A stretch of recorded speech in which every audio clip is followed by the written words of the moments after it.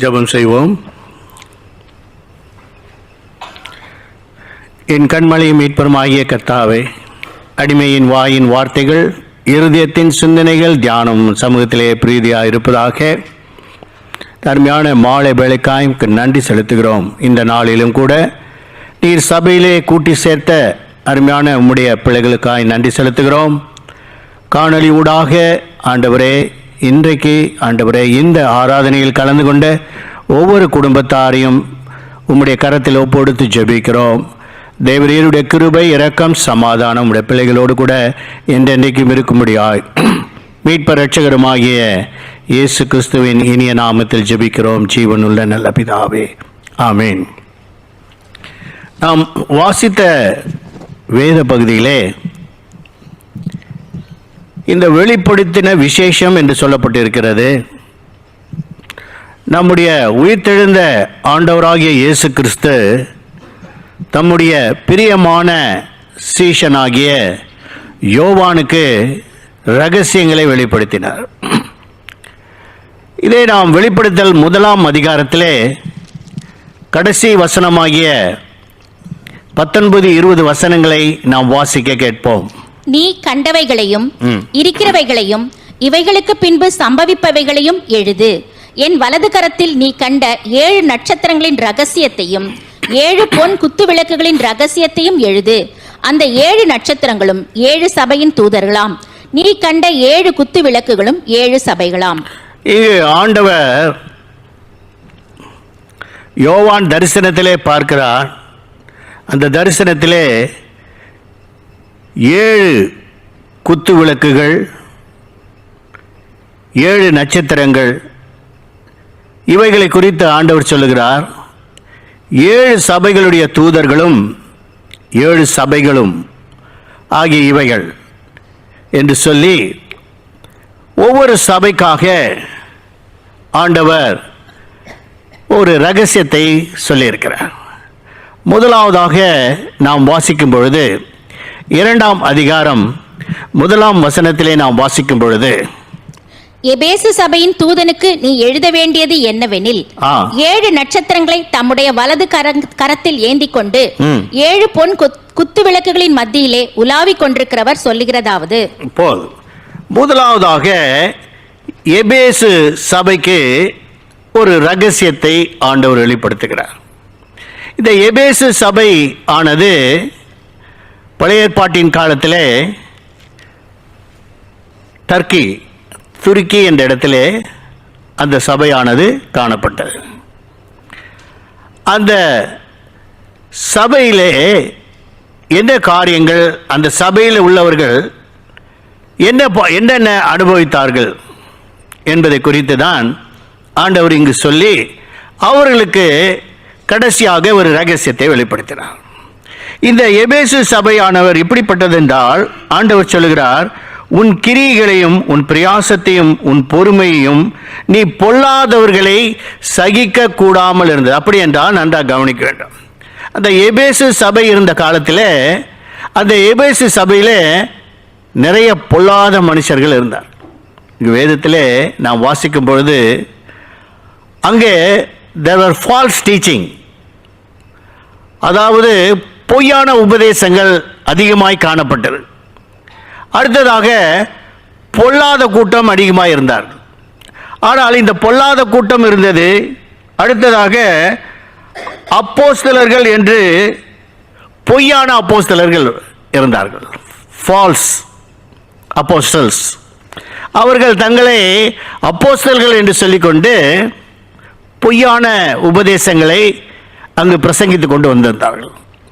ஆகதான் இந்த சபைக்கு even today there are false apostles. அப்போஸ்தலர்கள் அல்லாதவர்கள் தங்களை இன்னைக்கு பார்த்தீங்கன்னா எல்லாரும் அப்போஸ்தல்ஸ், நாங்கள் அப்போஸ்தலர் பேர் வச்சுக்கிறாங்க. ஆனால் வேதத்திலே சொல்லப்பட்ட அப்போஸ்தலருக்குரிய அடையாளங்கள் என்று சொல்லும் பொழுது வாசிப்போம். 2 கொரிந்தியர் 12 அதிகாரம் 12 வசனத்திலே வாசிக்கும் போது அப்போஸ்தலர் என்றால் என்ன, யார், who is an apostle? வாசிப்போம். அப்போஸ்தலனுக்குரிய அடையாளங்கள், அப்போஸ்தலனுக்குரிய அடையாளங்கள் என்னவென்றால் எல்லா விதமான பொறுமையோடும். அப்போஸ்தலர்கள் எப்படி இருக்கணும்? பொறுமையா இருக்க வேண்டும். இரண்டாவது, அதிசயங்கள் செய்கிறவர்களா இருக்க வேண்டும். அற்புதங்களோடும், அடுத்தது மிராக்கிள்ஸ், அற்புதங்கள் செய்கிறவர்களாய் இருக்க வேண்டும். வல்லமைகளோடும், அது பவர்ஃபுல் மேன், ஆண்டவருடைய வல்லமை பெற்றவர்களாய் இருக்க வேண்டும். உங்களுக்குள்ளே நடப்பிக்கப்பட்டதே. ஆக அப்போஸ்தலர்களுடைய அடையாளங்கள் இப்படியாய் நடப்பிக்கப்பட்டது என்று பவுல் எழுதுகிறார், கொரிந்தியருக்கு எழுதுகிறார். இந்த எபேசு சபையிலே அப்போஸ்தலர் அல்லாதவர்கள் தங்களை அப்போஸ்தலர்கள் என்று சொன்னதையும் அவர்கள் பொய்யர் என்று நீ கண்டறிந்து விட்டாய். சபை என்ன பண்ணுது, கண்டுபிடிச்சிருச்சு இவர்கள் அப்போஸ்தலர் கிடையாது, ஆனாலும் எல்லாரும் அப்போஸ்தலர் பேர் வச்சுட்டான். ரெண்டாவது, ஃபால்ஸ் டீச்சிங், தவறான உபதேசங்கள், இவைகளெல்லாம் நடந்தது. ஆக ஆண்டவர் சொல்லுகிறார், நீ இவைகளெல்லாம் சகித்து கொண்டிருந்தாய், எல்லாம் நல்லா தான் பண்ணீங்க இந்த சபை, ஆனாலும் ஒரு குறை இருக்கு.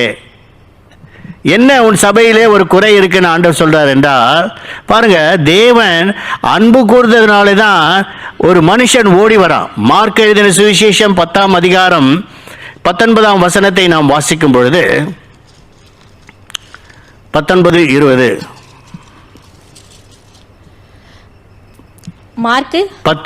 மார்க்கு 10ஆம் அதிகாரம் 19:20 17. அப்பின்பு புறப்பட்டு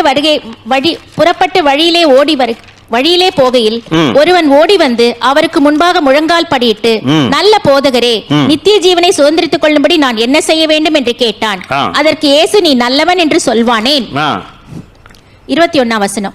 இயேசு அவனை பார்த்து அவனிடத்தில் அன்பு கூர்ந்து, உன்னிடத்தில் ஒரு குறைவு உண்டு, உன்னிடத்திலே ஒரு குறை உண்டு, நீ போய் உனக்கு உண்டானவைகளை எல்லாம் விற்று தரித்திரருக்கு கொடு, பின்பு என்னை பின்பற்றி வா.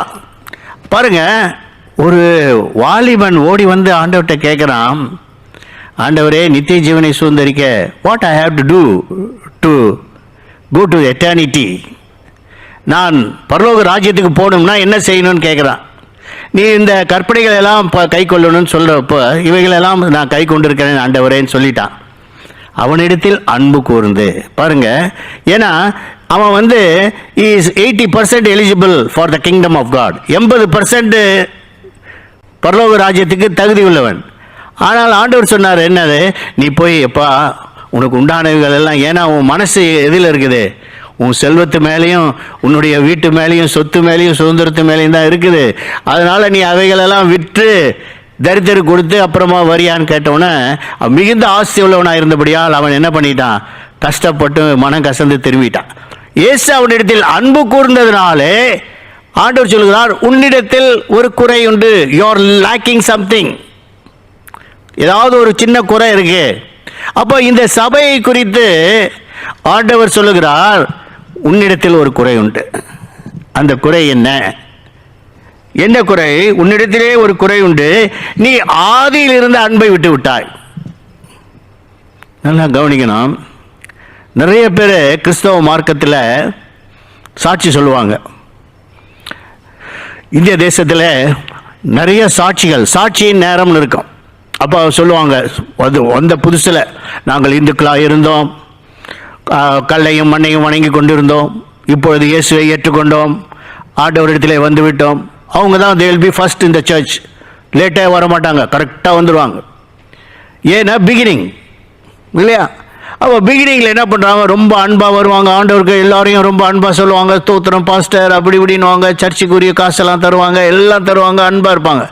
அப்படியே நாள் பட ஒரு 10 வருஷம் ஆன பிற்பாடு 5 வருஷம் 6 வருஷம் அப்படியே ஆன உடனே என்ன ஆகிடுவாங்க, லெதார்ஜிக் ஆகிடுவாங்க.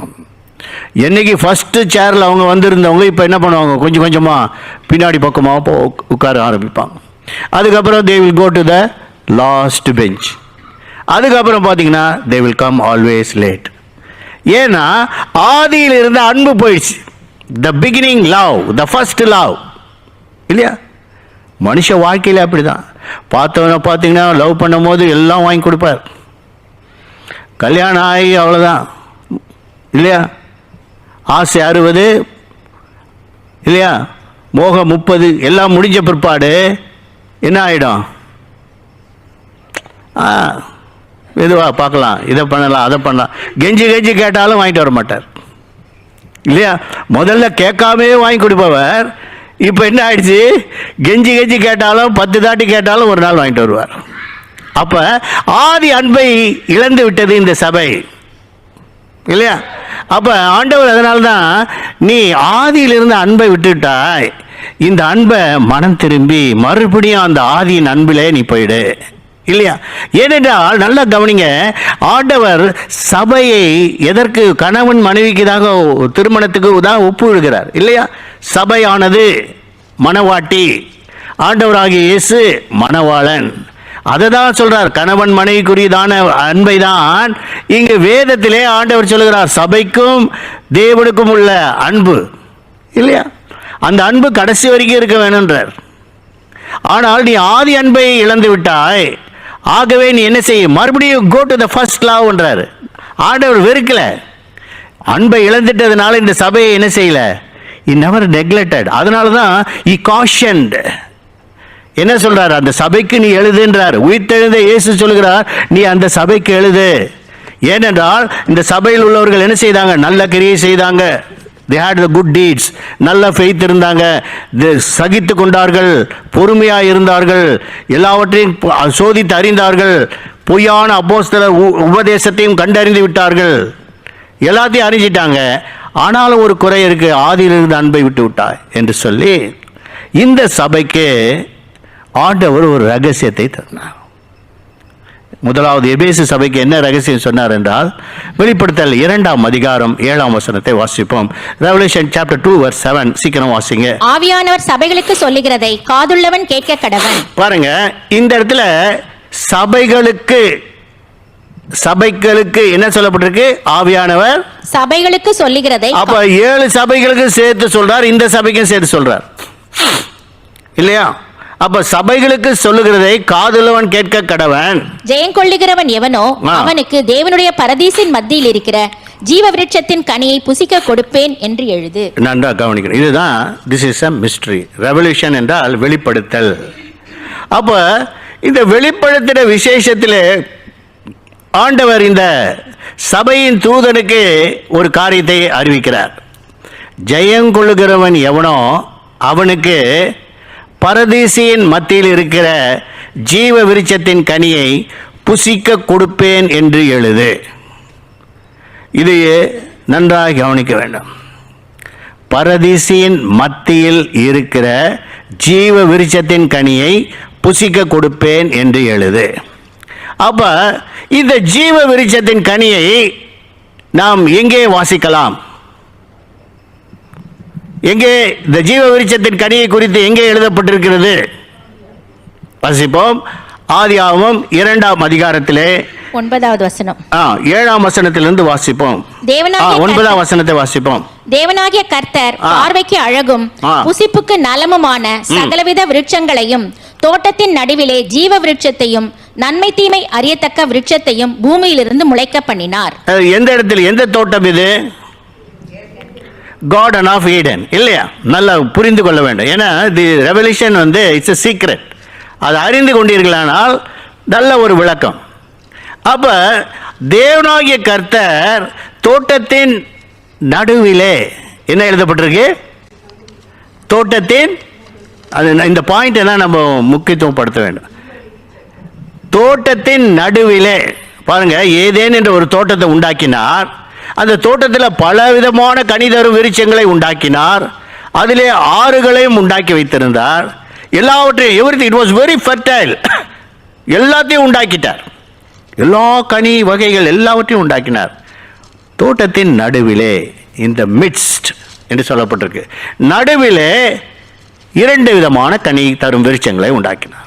ஒன்று என்ன விருட்சம்?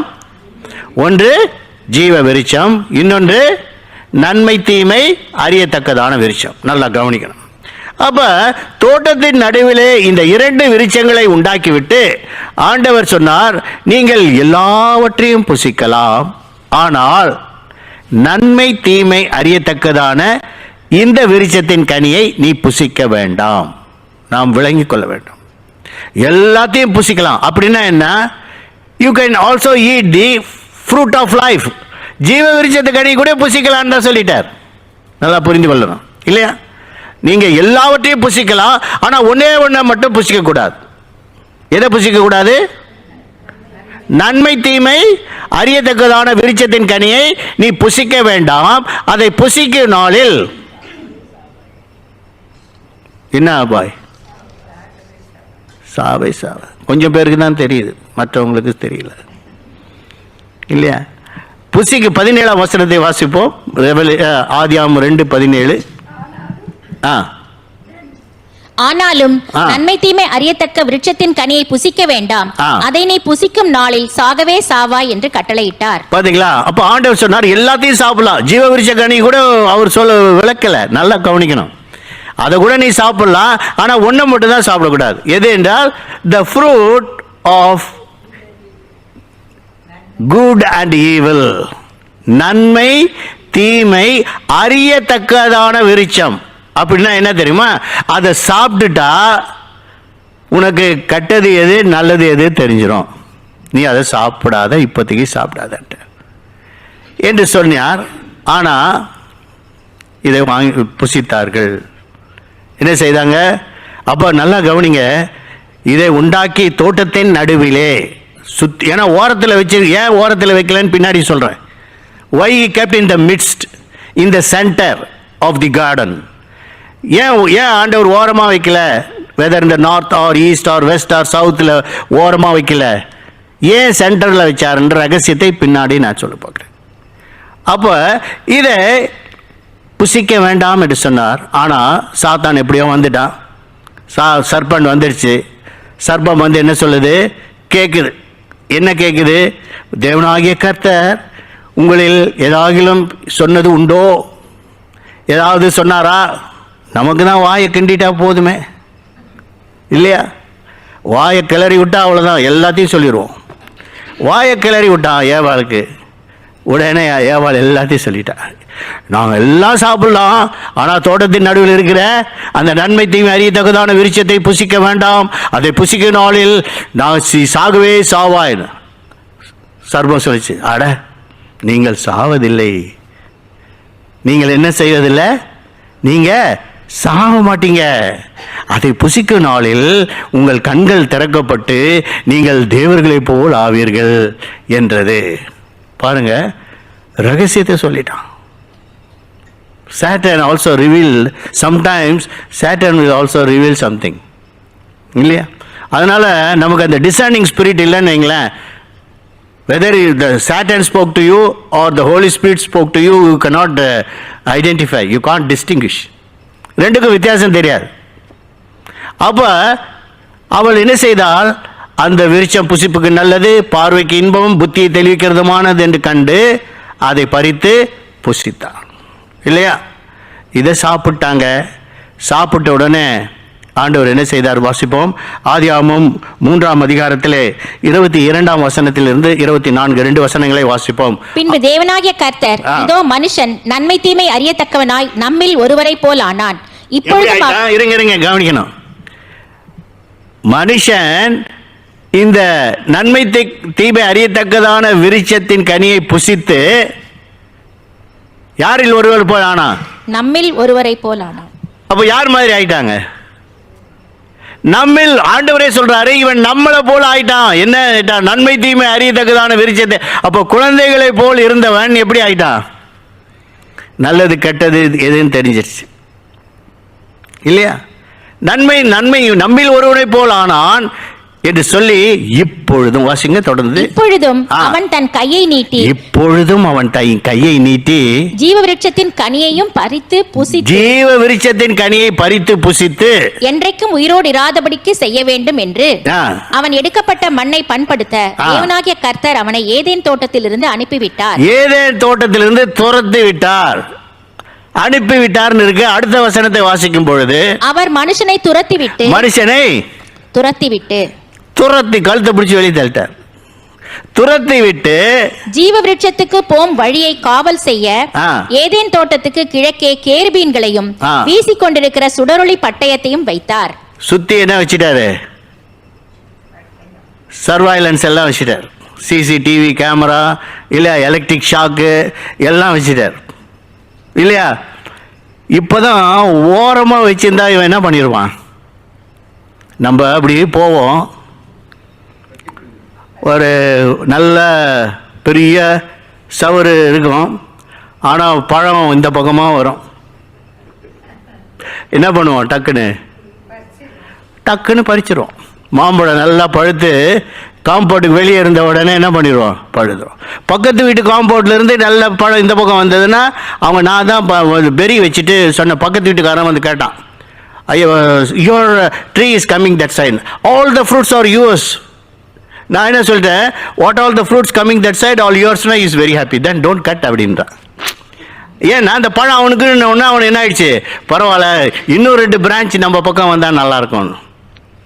அப்போ யோசித்து பாருங்க. அப்போ அதனால தான் ஆண்டவர் என்ன செய்தார் பாருங்க, இது தோட்டத்தை நடுவில் வச்சுட்டார். ஓரமாக வச்சிருந்தா இவன் என்ன பண்ணுவான்? மனுஷனோட ட்ரிக் அவனுக்கு தெரியுது, ஆண்டவருக்கு தெரியும். இவன் எப்படியாவது கையை நீட்டி என்ன பண்ணிடுவான்? ஜீவ விருட்சத்தின் கனியை புசித்திருவான் என்று சொல்லி தோட்டத்தை நடுவில் வைத்து சுற்றிலும் வேலி அடைத்து கேருபீன்களை வச்சு சுடரொளி பட்டயத்தையும் வச்சுட்டார், எலக்ட்ரிக் ஷாக் எல்லாம் வச்சுட்டார். இப்போ யாரும் போய் எடுக்க முடியாது. நல்லா புரிந்து கொள்ள வேண்டும், வச்சிட்டார் இல்லையா? இப்போ அந்த ஜீவ விருட்ச கனி எங்க இருக்கு? ஏதேன் தோட்டத்தில் தானே இருந்தது. அது ஏதேன் தோட்டத்தில் இருந்தது. இப்போ இயேசு ரகசியத்தை வெளிப்படுத்துறார். இப்போ மறுபடியும் வெளிப்படுத்தல் 2:7 வாசிப்போம். சீக்கிரம் வாசிங்க. ஆவியானவர் சபைகளுக்கு சொல்லுகிறதை காதுள்ளவன் கேட்க கடவன். ஜெயம் கொள்ளுகிறவன் எவனோ அவனுக்கு தேவனுடைய பரதீசின் மத்தியில் இருக்கிற ஜீவ விருட்சத்தின் கனியை புசிக்க கொடுப்பேன் என்று. அன்றைக்கு இந்த ஜீவ விருட்ச கனி எங்கே இருந்தது? ஏதேன் தோட்டத்தின் நடுவில் இருந்தது. ஆனால் இப்பொழுது இந்த ஜீவ விருட்சம் எங்கே இருக்கு? பரதீஸ். பரதீஸ்னா என்ன? பாரடைஸ். இந்த பாரடைஸ் என்ற வார்த்தை இயேசுவால் சொல்லப்பட்டது. லூக்கா 23:43 வாசிப்போம். வேதத்திலே 3 இடங்கள்ல தான் you can see the word paradise. Whole Bible from Genesis to Revelation நீங்க வாசித்தீர்களானால் you can find only in 3 places. இந்த 3 இடங்கள் என்ன என்று நான் சொல்லுகிறேன், வாசிப்போம்.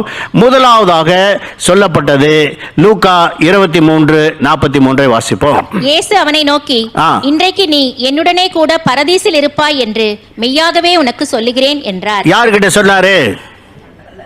2 கள்ளர்கள் ஆண்டவரோட சிலுவையிலே அறையப்பட்டார்கள். ஒரு கள்ளன் இயேசுவை ஏசினா, இன்னொரு கள்ளன் இயேசுவை பார்த்து சொன்னா, ஆண்டவரே நீ கிறிஸ்துவானால் ஒருத்தன் உண்மையும் என்னையும் ரட்சித்துக் கொள்ளினான். இவன் வந்து, ஆண்டவரே நீர் வரும்பொழுது அடியேனை நினைத்தருளும் என்று சொன்னான் இல்லையா? அவனை திட்டினான். நாமோ நியாயப்படி தண்டிக்கப்படுகிறோம், இவரோ தகாதொன்று செய்யவில்லையே என்று சொல்லி இயேசுவை பார்த்து ஆண்டவரேன்னு கூப்பிட்டான். மற்றவங்களாம் பார்த்தீங்கன்னா தாவீதின் குமாரன், மரியாளின் குமாரன் இல்லையா, யோசேப்பின் குமாரன், எப்படிலாம் ரபி போதகரே என்று அழைத்தார்கள். ஆனால் இவன் ஆண்டவரேன்னு சொன்னான், இது லார்ட்னு சொல்லிட்டான். ஆண்டவரே உம்முடைய ராஜ்யத்தில் வரும்போது அடியனை இயேசுக்கு ஒரு ராஜ்யம் உண்டு என்று விசுவாசித்தான். வரும்பொழுது அடியனை நினைத்தரலாம். ஆண்டவர் சொன்னா, இன்றைக்கு என்னோடு பரதீசில் இருப்பா, you will be with me in Paradise today. இங்கே தான் பரதீசி என்ற வார்த்தை முதலாவது வேதத்திலே சொல்லப்பட்டிருக்கிறது. இந்த பரதீசியுடைய ரகசியத்தை 12 அப்போஸ்தலர்களும் அறிந்து கொள்ளவில்லை. ஆனால் இது அப்போஸ்தலனாகிய பவுலுக்கு மாத்திரம் வெளிப்படுத்தது. 2 கொரிந்தியர் 12ஆம் அதிகாரம் 2ஆம் வசனத்தை நாம் வாசிப்போம். 2 Corinthians chapter 12 verse 2 and 3. கிறிஸ்துவுக்குள்ளான ஒரு மனுஷனை அறிவேன். அவன் 14 வருஷத்திற்கு முன்னே 3ஆம் வானம் வரைக்கும் எடுக்கப்பட்டான். அவன் சரீரத்தில் இருந்தானோ சரீரத்திற்கு புறம்பே இருந்தானோ அதை அறியேன், தேவன் அறிவார். அந்த மனுஷன் பரதீசுக்குள் எடுக்கப்பட்டு மனுஷர் பேசப்படாததும் வாக்குக்கு எட்டாததுமாகிய வார்த்தைகளை கேட்டான் என்று அறிந்திருக்கிறேன். இங்க பவுலுக்கு ஒரு தரிசனம் காட்டப்பட்டது. பவுல் ரட்சிக்கப்பட்டு 14 வருஷம், ஆண்டவராகிய இயேசு மரித்து உயிர்த்தெழுந்து 14 வருஷம் சென்றுதான் பவுல் ரட்சிக்கப்படுறான் இல்லையா? பவுல் வந்து தமஸ்குக்கு போற வழியில தான் பவுல் ரட்சிக்கப்படுகிறான். நீ துன்பப்படுத்துகிற இயேசு நானே என்று சொல்லி அப்போதான் கேட்கிறான், நீ யார் என்று கேட்கிறான். நீ துன்பப்படுத்துகிற இயேசு நானே. அப்போ பவுலுக்கு வெளிப்படுத்தப்பட்டது, அவர் சொல்லுகிறான், நான் ஒரு தரிசனத்தை கண்டேன். ஒரு மனுஷன் 14 வருஷத்துக்கு முன்பாக ஒரு மனுஷனை பார்க்கிறேன், ஒரு தரிசனம். அவன் உயர 3ஆம் வானம் வரைக்கும் எடுத்துக்கொள்ளப்பட்டான். அவன் சரீரத்தில் இருந்தானோ புறம்பே இருந்தானோ அறியேன், கர்த்தர் அறிவார். அந்த மனுஷன் பரதீசுக்குள் எடுக்கப்பட்டான். He entered into paradise. Paradise என்று சொல்லும் பொழுது இங்கு தேர்ட் ஹெவன் என்று சொல்லப்பட்டு. எத்தனாவது ஹெவன்? தேர்ட் ஹெவன், 3ஆம் வானம். அப்போ there are many mysteries about the heavens. நிறைய the Pentecostal church they are preaching 7 heavens, 7 வானங்கள் சொல்லப்பட்டிருக்கு. இன்னும் நீங்கள் கூகுள் பார்த்து சில scholars are telling about the heavens. அப்போ பரலோக ராஜ்யம் எப்படி என்று இருக்கிறது, எந்த வானத்திலே இருக்கிறது? இங்கே 3ஆம் வானத்திலே பாரடைஸ் என்று சொல்லப்பட்ட இளைப்பாறுகிற இடம். It is not heaven. நல்லா புரிந்து கொள்ளணும். Paradise is different, heaven is different. அதனால தான் ஆண்டவர் தெளிவாக இங்கு சொன்னார், இன்றைக்கு என்னோடு கூட you will be with me in heaven சொல்லலை, you will be in paradise. பாரடைஸ்ன்னு தனியாக சொல்லிட்டார். அப்போ இந்த பாரடைஸ் என்ற வார்த்தை ஆண்டவர் சொன்ன உடனே 3ஆம் வானத்திலே பரதேசியானது உருவாக்கப்பட்டது. அங்கேதான் இளைப்பாறுகிற இடம். ஆனால் ஆண்டவர் சீஷர்களுக்கு இன்னொரு ரகசியத்தை சொன்னார். நான் உங்களுக்கு ஒரு உண்மை சொல்கிறேன். வாசிப்போம், யோவான் 14ஆம் அதிகாரத்திலே 2ஆம் வசனத்தை வாசிப்போம். என் பிதாவின் வீட்டில் அநேக வாசஸ்தலங்கள் உண்டு. அப்படி இல்லாதிருந்தால் நான் உங்களுக்கு சொல்லி இருப்பேன். ஒரு ஸ்தலத்தை உங்களுக்காக ஆயத்தம் பண்ண போகிறேன். நான் போய் உங்களுக்காக ஸ்தலத்தை ஆயத்தம் பண்ணின பின்பு நான் இருக்கிற இடத்திலே நீங்களும் இருக்கும்படி நான் மறுபடியும் வந்து உங்களை என்னிடத்தில் சேர்த்துக் சீஷர்களுக்கு ஆண்டவர் ஒரு ரகசியத்தை சொன்னார். நான் உங்களுக்கு ஒரு காரியத்தை சொல்லுகிறேன். என் பிதாவின் வீட்டில் நான் போய், there are many mansions in my father's house. அவருடைய வீட்டில் நிறையா நமக்கு எல்லாருக்கும் பார்த்தீங்கன்னா கம்யூனிட்டி இல்லையா, நம்ம சொல்ல கம்யூனிட்டி லிவிங்கிறோம் இல்லையா, அந்த மாதிரி நமக்கு எல்லாருக்கும் இங்கே தான் நம்ம தனித்தனியாக இருக்கோம். அங்கே போனால் எல்லோரும் நம்ம இந்த கேம்ஸ் எல்லாம் கூட எடுத்துகிட்டு போகலாம், நம்பர் கேம்ஸ் விளையாடலாம் மேலே. அப்போ மேலே என்ன வச்சுருக்காரு பாருங்க, எல்லாருக்கும் பிதாவின் வீட்டில் அநேக வாசஸ்தலங்கள் உண்டு, எல்லாருக்கும் ஆயத்தப்படுத்தினேன், நான் உங்களை திரும்ப கொண்டு போவேன். அப்போ த சீக்ரெட் நாம் அறிந்து கொள்ள, இது this is the heavenly kingdom இல்லையா. பரலோக ராஜ்யம் வேற, பரதீசி வேற. இப்போ இந்த ஜீவ விருட்சம் எங்கே காணப்படுகிறது?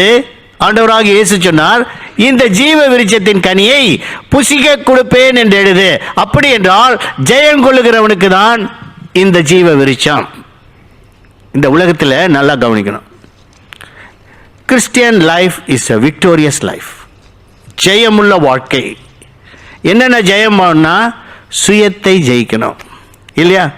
You should conquer your selfishness இல்லையா, எல்லாத்தையுமே ஜெயிக்கணும். You have to conquer the lust, ஆசைகளை ஜெயிக்க வேண்டும். The lust of the eyes, the lust of the flesh and pride. பெருமை இல்லாதவர்களாய் தாழ்மையுள்ளவர்களாய் இருக்க வேண்டும். இதை தான் ஆண்டவர் விரும்புகிறார் இல்லையா. அப்போ தன்னைத்தான் ஜெயிக்க வேண்டும், பிசாசை ஜெயிக்கணும், உலகத்தை ஜெயிக்கணும், பிசாசை ஜெயிக்கணும், சுயத்தை ஜெயிக்கணும் இல்லையா. அப்படி ஜெயிக்கிறது தான் கிறிஸ்தவ வாழ்க்கை. அதனால தான் ஆண்டு சொன்னார், ஒருவன் தன்னைத்தான் வெறுத்து சிலுவையை எடுத்துக்கொண்டு வராவிட்டால் அவன் எனக்கு பாத்திரவானாக இருக்க முடியாது இல்லையா. ஒருவனுக்கு உலகத்தில் முழுவதும் எவ்வளோ ஆஸ்தி இருந்தும் அவனுக்கு என்ன இல்லை? ஜீவன் இல்லை. ஐஸ்வர்யம் பெருகினால் அதன் மேல் உன் கண்களை வைக்காதே. எல்லாமே தரார். அப்போ இருதயம், மனுஷனுடைய உன் இருதயம் எங்கே இருக்கிறதோ அங்கே உன் ஜீவனம் இருக்கிறது இல்லையா. அப்போ அதுக்கு தான் ஆண்டு சொல்றார், இந்த பரதீசின் மத்தியில் இருக்கிற ஜீவ விருட்சத்தின் கனியை யாருக்கு புசிக்க கொடுப்பேன்? ஜெயங்கொள்ளுகிறவன் எவனோ. அப்போ இந்த ஜீவ விருட்ச கனி எங்க இருக்கு? இப்போ எங்க இருக்கு? பரதீசின் மத்தி, பாரடைஸ்ல இருக்கு. அப்ப ஜெயிக்கிறவர்கள் எங்க போவார்கள்? இப்ப ஒரு பரிசுத்தவான், a saint இல்லையா, ஒரு ரைச்சியஸ் பர்சன் சொல்லாமே இல்லையா? அப்போ நீதிமானாய் இந்த உலகத்தில் வாழ்ந்து இந்த உலகத்தில் உள்ள எல்லாவற்றையும் ஜெயித்து சாத்தானை ஜெயித்து இல்லையா, உலகத்தை ஜெயித்து மாம்சத்தை ஜெயித்து அங்கே பரதீசுக்குள் பிரவேசித்த உடனே அவனுக்கு என்ன கொடுக்கப்படுது? என்ன கொடுக்கப்படுது? ஜீவ விருட்சத்தை அவனுக்கு கொடுக்கிறார். இப்போ அந்த ஜீவ விருட்சம் எல்லாருக்காகவும் வைக்கப்பட்டது.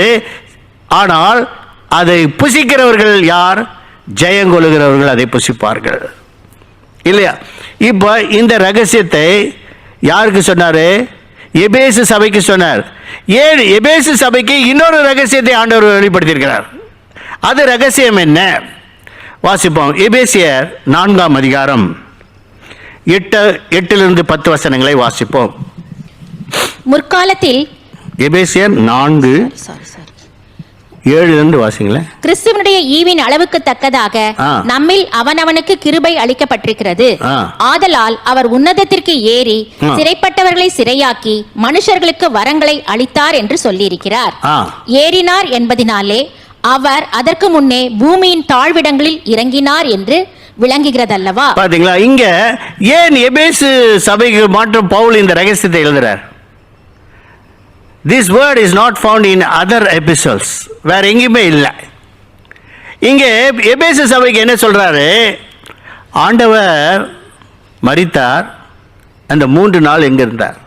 இன்றைக்கு ஒரு குவிஸ்ல ஒருத்தர் கேள்வி கேட்டார். ஒரு முஸ்லீம் is asking, when Jesus died, the 3 you say Jesus is a God, for those 3 days how he managed the world ன்னு கேட்கிறார்.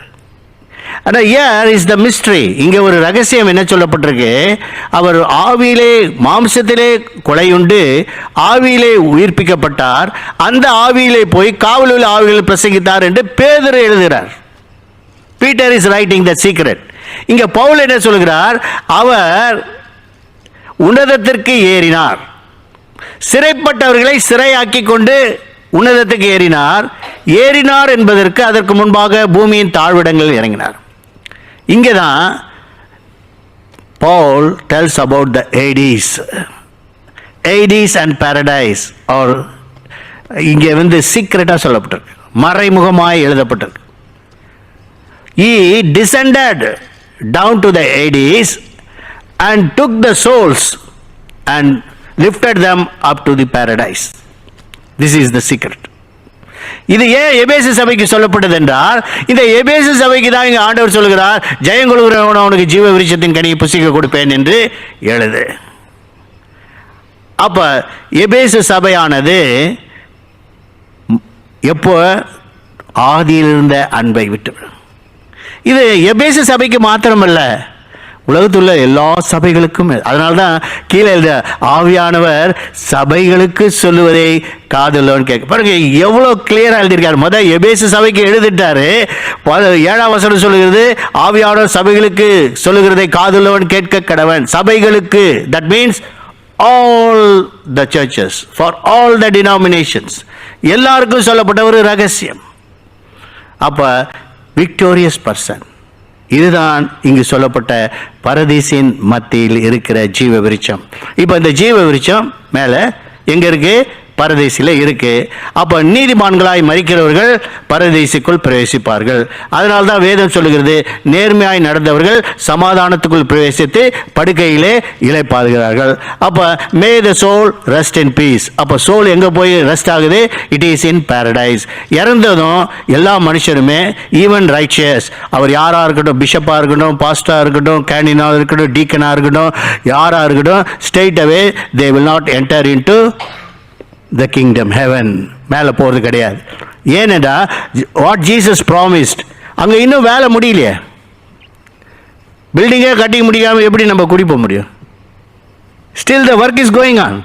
ஆனால் நிறைய பாஸ்டர்ஸ் ப்ரீச் பண்ணுறாங்க, today you will be in heaven with Lord என்றாங்க. That is totally wrong. அப்போ அதை புரியும், because lack of understanding the knowledge of God. தேவ ரகசியத்தை அறிந்து கொள்ளாதனால அநேகர் அப்படி பிரசங்கம் பண்ணுறாங்க. Okay, let it be. அடுத்ததாக நாம் வாசிப்போம் வெளிப்படுத்தல் 2ஆம் அதிகாரத்திலே 8ஆம் வசனத்திலே 2வது சபைக்கு நாம் பார்த்து நாம் முடிக்கலாம் சீக்கிரமா. சிமிர்னா சபையின் தூதனுக்கு நீ எழுத வேண்டியது என்னவெனில், முந்தினவரும் பிந்தினவரும் மரித்திருந்து பிழைத்தவருமானவர் சொல்லுகிறதாவது, உன் கிரியைகளையும் உன் உபத்திரவத்தையும் நீ ஐஸ்வர்யம் உள்ளவனாய் இருந்தும் உனக்கு இருக்கிற தரித்திரத்தையும் தங்களை யூதன் என்று சொல்லியும் யூதராய் இராமல் சாத்தானுடைய கூட்டமாய் இருக்கிறவர்கள் செய்யும் தூஷணத்தையும் அறிந்திருக்கிறேன். நீ படப்போகிற பாடுகளை குறித்து எவ்வளவேனும் பயப்படாதே. இதோ நீங்கள் சோதிக்கப்படும் பொருட்டாக பிசாசானவன் உங்களில் சிலரை காவலில் போடுவான். 10 நாள் உபத்திரவப்படுவீர்கள். ஆகிலும் நீ மரண பரியந்தம் உண்மையாயிரு, அப்பொழுது ஜீவ கிரீடத்தை உனக்கு தருவேன். ஆவியானவர் சபைகளுக்கு சொல்லுகிறதை காதுள்ளவன் கேட்க கடவன். ஜெயங்கொள்ளுகிறவன் 2ஆம் மரணத்தினாலே சேதப்படுவதில்லை. இந்த சபைக்கு இதுக்கு சிமிர்னா சபை. சிமிர்னா சபைக்கு என்ன மீனிங்னா பிட்டர்னஸ். இதுக்கு பேரு சிமிர்னானா பிட்டர்னஸ். அப்போ இதுக்கு ZIRM இசர் மீன் இப்போ லேட்டஸ்ட்டு அதுக்கு பேர். It is also in Turkey. இது எங்கே இருக்குது? கூகுளில் நீங்கள் பார்த்தீங்கன்னாக்கா அதுக்கு IZMIR ஒன்று பேர் கொடுத்துருக்கா. அது எப்படி ப்ரொனவுன்ஸ் பண்ணுன்னு எனக்கு தெரில. அப்போ இதுக்கும் இன்னொருக்கும் சீக்குன்னு பேர், SEICUKன்ட்டு. எதுக்கு? அந்த எபேசு சபைக்கு இப்போது latest name. But both the cities are in Turkey, துருக்கியில் இருக்கு. இந்த 2வது சபை சிமிர்னா சபை. இந்த சிமிர்னா சபைக்கு என்ன சொல்றார் பாருங்க. தூதனுக்கு நீ எழுத வேண்டியது என்னவென்றால், முந்தினவரும் பிந்தினவரும் மரித்தோரிந்து உயிர்த்தெழுந்தவருமான சொல்லுகிறதாவது, உன் கிரியைகளையும் உன் உபத்திரத்தையும் நான் அறிந்திருக்கிறேன். பாருங்க, ஒவ்வொரு சர்ச்சையும் சொல்றாரு, I know what are the deeds. நீ இந்த சபையில் என்ன கிரியை பண்ற அதை நான் அறிந்திருக்கிறேன். அப்போ every church, what are the members, the deeds of the members is noted. ஆண்டவர் எழுதுறார், உன் கிரியை அறிந்திருக்கிறேன், நீ பட்ட பாடுகளை அறிந்திருக்கிறேன். இப்போ நீங்கள் நம்ம சில சபைக்கு நம்ம கஷ்டப்பட்டு வர்றோம், பாடுபட்டு வரோம். இந்தியாவெலாம் சொல்லுவாங்க, பாஸ்டர் பஸ்ஸை பிடிச்சி ட்ரெயினை பிடிச்சி ஆட்டோவை பிடிச்சி வந்தோம் பாஸ்டர். பரவாயில்ல, உன் கிரியை அவர் அறிஞ்சு இருக்கிற இல்லையா? நீ எனக்காக வரல, யாருக்காக வர? உனக்காக தான் வர இல்லையா? சில பேர் சொல்லுவாங்க, நான் கஷ்டப்பட்டு இதை பண்ணேன் பாஸ்டர், நான் அங்கேருந்து பாஸ்டர் கிட்டாரை தோளில் தூக்கிட்டே வரேன் பாஸ்டர். ரொம்ப சந்தோஷம். யாருக்காக படுற பாஸ்டர்? நான் கிட்டாரெல்லாம் வாசித்தேன். யாருக்காக வாசித்த? உன்னுடைய பேர் புகழுக்காக வாசிக்கிறாயா? இல்லை. யாருக்காக வாசிக்கிறாய்? ஆண்டவருக்காக செய்கிறோம். அதுதான் சொல்றாரு, உன் கிரியைகளையும் உன் பாடுகளையும் நான் அறிந்திருக்கிறேன். நீ ஐஸ்வர்யம்னா இருந்தும் என்னவா இருக்கிறாய்? உன் தரித்திரத்தையும். வாசிப்போம். நீ ஐஸ்வர்யம் உள்ளவனாய் இருந்தும் உனக்கு இருக்கிற தரித்திரத்தையும் தங்களை யூதர் என்று சொல்லி, யூதர் என்று சொல்லுகிறவர்கள் யூதர் அல்லாத பொய்யான கூட்டத்தை அறிந்திருக்கிறேன். அப்ப இது திஸ் இஸ் கொஞ்சம் சப்ஜெக்ட். இது யூதரை பற்றி எடுத்தோம்னா ரொம்ப ஜாஸ்தி டைம் ஆகிடும். ஆனால் யூதர் அல்லாதவர்கள் தங்களை யூதர்கள் என்று காட்டிட்டாங்க. ஒரு சில கூட்டம் இருக்கு இந்தியாவில். அவங்க என்ன சொல்லுவாங்க தெரியுங்களா? இப்போ போன கேட்பாங்க, எந்த ஊருங்கன்னு கேட்பாங்க. ஏன்னா அவங்க எந்த ஊருன்னு கேட்குறது எதுக்கு தெரியுங்களா? அவன் எந்த ஜாதி இதுக்காக தான் கேட்பாங்க. அவன் பார்ப்பான், நீங்கள் எந்த ஊருன்னு கேட்பான். உங்கள் ஊர் தாங்க நாங்களும். என்ன சொல்லிடுவான்? உங்கள் ஊர் தாங்க, நீங்கள் எங்கே இருக்கீங்கன்னு அவன் நம்மளை கேட்டுட்டு அதே ஊரில் தாங்க ஒரு 10 கிலோமீட்டர் தூரத்தில் இருக்கிறோம். ஏன்னா நமக்கு கண்டுபிடிக்க முடியாது. அப்போ யூதர் அல்லாதவர்கள் என்ன சொல்லிட்டாங்க? ஏன் யூதர்கள் சொல்லிக்கிட்டாங்க தெரியுங்களா? யூதர்னா உயர்ந்த குலம் இல்லையா? அவன் சமாரியனாக இருப்பான், ஆனால் என்ன சொல்லிடுவான்? யூதர்னு சொல்லிடுவான். இன்றைக்கும் அப்படி தான் உலகத்தில் என்ன பண்ணிடுவாங்க? அந்த கூட்டத்தோடு சேர்ந்துக்கிறதுக்காக தன்னை, அதுதான் இங்கே சொல்லப்பட்டிருக்கு, யூதர் அல்லாதவர்கள் தங்கள் யூதர் என்று சொல்லி பொய்யை நீ அறிந்திருக்கிறாய். அதையும் புரிஞ்சுக்கிட்ட.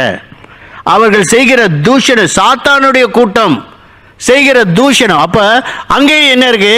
ஃபால்ஸ் டீச்சிங் இருக்கு. அங்கேயும் சட்டானிக் பீப்புள் ஆர் தேர். எந்த இடத்துல? சிமிர்னா சபை எவ்வளோ சபை வந்து it went to many trials. சபைக்கு சிமிர்னா சபையும் பல பிரச்சனைகளை சந்தித்ததான ஒரு சபை. அப்போதான் சொல்கிறான், நீ படப்போற பாடுகளை குறித்து பயப்படாதே, இதோ நீ சோதிக்கப்படாதபடி பிசாசானவன் உங்களை சோதனைக்கு உட்பட்டுவான். அப்போ அதனால தான் ஆண்டவர் சொன்னார், உலகத்தில் உங்களுக்கு உபத்திரவம் உண்டு, ஆனாலும் திடன் கொள்ளுங்கள், நான் உலகத்தை ஜெயித்து. அங்கே தான் இங்கே சொல்ல ஜெயிக்கிறது தான். அப்போ சாத்தானை ஜெயிக்கிறது தான். அப்போ ஆண்டவர் தான் சாத்தானை எப்படி ஜெயித்தார்கள்? வெளிப்படுத்தல் 12:11 வாசிப்போம், சீக்கிரம் வாசிங்க. வெளிப்படுத்தல் ரெவல்யூஷன் 12:11. மரணம் நேரிடுகிறதா இருந்தாலும் அதற்கு தப்பும்படி தங்கள் ஜீவனையும் பாராமல் ஆட்டுக்குட்டியின் ரத்தத்தினாலும் தங்கள் சாட்சியின் வசனத்தினாலும் அவனை ஜெயித்தார். பாத்தீங்களா எப்படி ஜெயித்தாங்க? ஆட்டுக்குட்டியோட ரத்தத்தினாலும் சாட்சியின் வசனத்தினாலும் அவனை ஜெயித்தார். By the word of God and by the blood of Jesus. அதனால இன்னைக்கு ஒரு கூட்டம் ஜெகோவா விட்னஸ் வந்து கேட்டாங்க, ஒன்லி ஃபாதர் காட் நாங்க. Then what about Jesus? Then can you cast out in father's name devils? No, demons will not go. If you say in the name of Jehovah I command you get out, it will not obey. But when you say in the name of Jesus, it obeys. இல்லையா? அதனால தான் ஆண்டவர் 2 காரியத்தை நம்ம கொடுத்துட்டார் சாத்தானை ஜெயிக்கிறதுக்கு. ஒன்று the blood of Jesus, இன்னொன்று the word of God. With these 2 things we can conquer Satan. அதனால தான் சொல்றார், இங்கே ஜெயம் கொள்ளுகிறவன் எவனோ. அப்போ இங்கே ஒரு டிப்ஸ் கொடுத்துருக்கார், சாத்தானை நீ எப்படி ஜெயிக்க முடியும். அதனால தான் 11ஆம் வசனத்தை வாசிக்கலாம். ஆவியானவர் சபைகளுக்கு சொல்லுகிறதை காதுள்ளவன் கேட்க. இங்கே சொல்றாரு, ஆவியானவர் சபைகளுக்கு சொல்லுகிறதை காதுள்ளவன் கேட்க கடவன். ஜெயம் கொள்ளுகிறவனோ அவன் 2ஆம் மரணத்தில் சேதப்படுவதில்லை. நல்லா புரிஞ்சுக்கொள்ளணும். 2ஆம் மரணம், செகண்ட் டெத். என்ன second death? What does it mean? எபிரேயர் 9:27 வாசிக்கும் போது, எபிரேயர் 9ஆம் அதிகாரம் 27ஆம் வசனம், அன்றியும் ஒரே தரம் மரிப்பதும் நியாய தீர்ப்படைவதும். 9:27. அன்றியும் ஒரே தரம் மரிப்பதும் பின்பு நியாய தீர்ப்பு அடைவதும் மனுஷனுக்கு நியமிக்கப்பட்டிருக்கிறபடி it is destined by God to die once and then to be judged. ஒரே தரம் மரிக்கிறதா மனுஷனுக்கு நியமிக்கப்பட்டிருக்கு. பிறப்பு நியாய தீர்ப்பு அடைகிறது தான் மனுஷனுக்கு நியமிக்கப்பட்டிருக்கு. பவுல் ரகசியத்தை எழுதிட்டார். ஆனால் இயேசு சொல்லுகிறார், ஜெயம் கொள்ளுகிறவன் 2ஆம் மரணத்தில் சேதம் அடைவதில்லை. 2ஆம் மரணம்னா என்ன இல்லையா? வெளிப்படுத்தல் இதே வாசிப்போம், 20ஆம் அதிகாரத்திலே வாசிக்கலாம். 12ஆம் வசனம் சீக்கிரம் வாசிப்போம். வெளிப்படுத்தல் சிறியோரையும் பெரியோரையும் தேவனுக்கு முன்பாக நிற்க கண்டேன். அதுக்கு முன்னாடி வெள்ளை சிங்காசனத்தை கண்டேன். the white throne judgment. இந்த வெள்ளை சிங்காசனத்துக்கு முன்பாக மரித்தோர் ஆகிய சிறியோரையும் பெரியோரையும் நிற்க கண்டேன். அப்பொழுது புத்தகங்கள் திறக்கப்பட்டது. ஜீவ புத்தகம் என்னும் வேறொரு புத்தகம் திறக்கப்பட்டது. அப்பொழுது அந்த புத்தகங்களில் எழுதப்பட்டவைகளின்படியே மரித்தோர் தங்கள் கிரியைகளுக்கு தக்கதாக நியாய தீர்ப்பு ஜட்ஜ்மெண்ட். அதனால்தான் பவுல் சொல்லிட்டார், ஒரே தரம் மரிப்பதும் நியாய தீர்ப்படைவதும் மனுஷனுக்கு நியமிக்கப்படுது. கரெக்ட். அப்ப மனுஷன் மரிக்கிறான், அவனுடைய சரீரம் அடக்கம் பண்ணப்படுகிறது, ஆவி பிதாவுடைய தேவனிடத்தில் போகிறது, ஆத்துமா இளைப்பாறுதல் பிரவேசிக்கிறது. இந்த நியாய தீர்ப்பு நாளிலே மரித்தோர் ஆகிய சிறியோரும் பெரியோரும் அவருக்கு முன்பாக நிற்க கண்டேன். உயிர் தெழுந்து எல்லாரும் நிற்கிறாங்க, நிற்க கண்டேன். அப்பொழுது புஸ்தகங்கள் திறக்கப்பட்டது, ஜீவ புஸ்தகம் திறக்கப்பட்டது. மனுஷர்கள் தங்கள் கிரிகளின்படியே புஸ்தகத்தில் எழுதியிருக்கபடியே நியாய தீர்ப்பு அடைந்தார்கள். அப்புறம் சமுத்திரம் தண்ணீருள்ள மரித்தோரை ஒப்புவித்தது. மரணமும் பாதாளமும் தங்களில் உள்ள மரித்தோரை ஒப்புவித்தது. மரணம், பாதாளம், the death and the Hades brought forth the people. அப்ப death and Hadesல இருக்கிறாங்க, பாரடைஸ்ல இருக்கிறாங்க. they all brought before the white throne. எல்லாரும் முன்னாடி வந்து நிற்கிறாங்க. all be judged. நியாய தீர்ப்பு முடியுது. மரித்தோர் தங்கள் கிரியின்படியே நியாய தீர்ப்பு அடைந்தார்கள். அப்பொழுது மரணமும் பாதாளமும் அக்கினி கடலிலே தள்ளப்பட்டது. இது 2ஆம் மரணம்.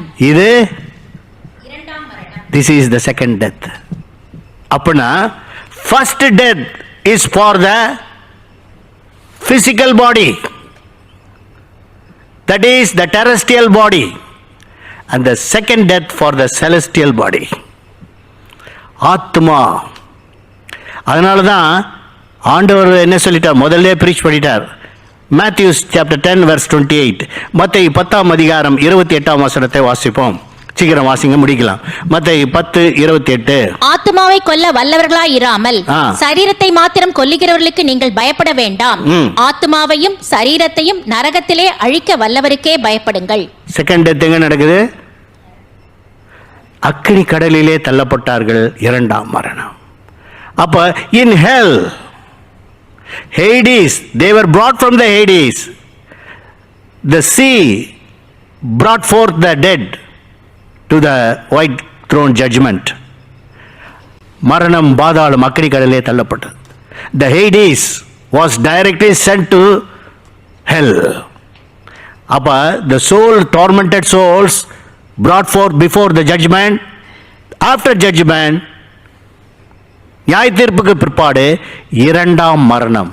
எதுக்கு? ஆத்மா மரணம். அது ரொம்ப வேதனை உள்ளது. அதனால தான் ஆண்டவர் ப்ரீச் பண்ணிட்டார், நீ என்ன செய்யாத, நரகத்துக்குள் பிரவேசிக்க வேண்டாம், இப்பொழுதே மனம் திரும்புன்றார். ஆகதான் இந்த சிமிர்னா சபைக்கு சொல்லப்பட்ட ரகசியம் என்ன? இங்கே சொல்லப்படுகிறது, ஆவியான சபைகளுக்கு சொல்லுவதை காதுள்ளவன் கேட்க கடவன், ஜெயங்கொள்ளுகிறவன் இரண்டாம் மரணத்தில் சேதமடைவதில்லை. ஏன்? What is the reason? ஜீவ விருட்ச கனியை புசித்துட்டான். The victorious person consumed the tree of the fruit of life. அதனால தான் இங்கே சொல்லப்படும். பார்த்தீங்கன்னா ரெவல்யூஷன் 2:7 2:7 சொல்லுகிறது, ஜெயங்கொள்ளுகிறவனுக்கு பரதேசில் மத்திய இருக்கிற ஜீவ விருட்சத்தை கனி. அப்ப ஜீவ விருட்சத்தை கனியை புசிக்கிறவன் சாவதில்லை, இல்லையா? ஆண்டவர் சொன்னா நீங்க சாக மாட்டீர்கள். ஆண்டவர் ப்ரூவ் பண்ணிட்டாரா? அப்ப என்ன மரணம்? இரண்டாம் மரணத்தில் சாவதில்லை. யாரு? those who eat the fruit of life. அதுதான் சொல்லப்பட்டிருக்கு. அவர்களுக்கு முதலாம் மரணம் ஏற்படலாம், இரண்டாம் மரணம் ஏற்படாது. அதுதான் ஜெயங்கொள்ளுகிறவன் இரண்டாம் மரணத்தில் சேதமடைவதில்லை. அந்த soul will not perish, their soul will not die. இல்லையா? அந்த ஆத்மாவை அழிக்க முடியாது. It will have the everlasting life. அதனால்தான் வேதம் சொல்லுகிறது, ஆண்டவர் தமது ஒரே பேரான குமாரனை விசுவாசிக்கிறவனோ அவன் கெட்டு போகாமல் நித்திய ஜீவனை அடையும்படி அவரை தந்தருளி இவ்வளவாய் உலகத்தில் அன்பு கூர்ந்தார். That is the eternity. The soul will live forever and ever. ஆத்மா ஆண்டவரோடு கூட காலகாலமாய் வாழக்கூடியதான ஆத்மா. அதனால தான் உபாகமம் 4:10 சொல்கிறது, உன் ஆத்மாவை ஜாக்கிரதையாய் காத்துக்கொள். வாசிப்போம், வாசித்து நாம் முடிப்போம். உன் கண்கள் கண்ட காரியங்களை நீ மறவாத படிக்கும், நீ உன் ஜீவனுள்ள நாளெல்லாம் அவைகள் உன் இருதயத்தை விட்டு நீங்காத படிக்கும். நீ எச்சரிக்கையாய் இருந்து உன் ஆத்மாவை ஜாக்கிரதையாய் காத்து. உன் ஆத்மாவை ஜாக்கிரதையாய் காத்துக்கொள்னார், இல்லையா? அப்ப மனுஷன் சரீரத்தை காத்துக்கொள்ளுகிறான், தன் தேகத்தை காத்துக்கொள்ளுகிறான், தன்னுடைய சிரசு முடியை காத்துக்கொள்ளுகிறான், பல்ல காத்துக்கொள்ளுகிறான், எல்லாம் கையை காலெல்லாம் பத்திரமா காத்துக்கொள்ளுகிறான், வீட்டை காத்துக்கொள்ளுகிறான், தன்னுடைய காரை காத்துக்கொள்ளுகிறான், தன்னுடைய நகையெல்லாம் பத்திரமா காத்துக்கொள்ளுகிறான், எல்லாவற்றையும் காத்துக்கொள்ளுகிறான். ஆனால் ஆத்மாவையோ காத்துக்கொள்வதில்லை. ஆகதான் ஆண்டவர் சொன்னார், உன் ஆத்மாவை ஜாக்கிரதையாய் காத்துக்கொள். கண்களை மூடுவோம், ஜெபம் செய்வோம். அன்பும் இரக்கம் நிறைந்த நல்ல ஆண்டவரே, இந்த நாளுக்காக உமக்கு நன்றி செலுத்துகிறோம். இந்த நாளிலும் கூட கர்த்தாவே, நீர் ஆண்டவரே வெளிப்படுத்தின இந்த ரகசியங்களுக்காக உம்மை நன்றி செலுத்துகிறோம். ஆசீர்வதியும் பலப்படுத்தி பாதுகாத்து வழிநடத்தும். மீட்பர் ரட்சகருமாய் இயேசுவின் இனிய நாமத்தை ஜெபிக்கிறோம் நல்ல பிதாவே. ஆமேன், ஆமேன், ஆமேன்.